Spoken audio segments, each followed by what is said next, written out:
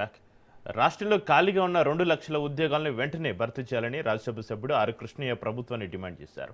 బషీర్బాగ్ చౌరస్తాలో నిరుద్యోగులతో కలిసి కృష్ణయ్య ర్యాలీ చేపట్టారు. నిరుద్యోగ యువత కారణంగా అధికారంలోకి వచ్చిన కాంగ్రెస్ ప్రభుత్వం వారికి ఇచ్చిన హామీలను నెరవేర్చడంలో విఫలమైంది అన్నారు.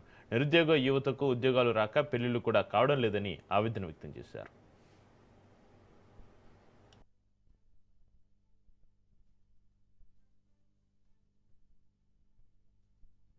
నిరుద్యోగులందరితో ఆయన బుద్ధి చెప్తారు.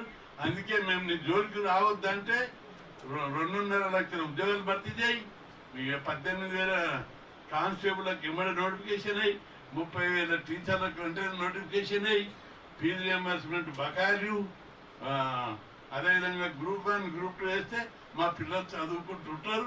నీ జోలికి రావు, లేకపోతే నిన్ను తిరగనీయం, నిన్ను నిద్ర పట్టనీయం. ఇక ముందు కలెక్టరేట్ ఆఫీసులు కాదు మనం చేసేది, ఎమ్మెల్యే క్యాంప్ ఆఫీసులు, మంత్రుల పర్యటనలు, వీటిని అడ్డుకుంటామని చెప్పి ప్రభుత్వాన్ని నేను తెలుస్తున్నా. అందుకే నిరుద్యోగులు, బీసీలు ఈ సమస్యల మీద పెద్ద ఎత్తున ఉద్యమానికి సిద్ధం కావాలి. ఆంధ్రప్రదేశ్ ముఖ్యమంత్రి చూసి నేర్చుకో.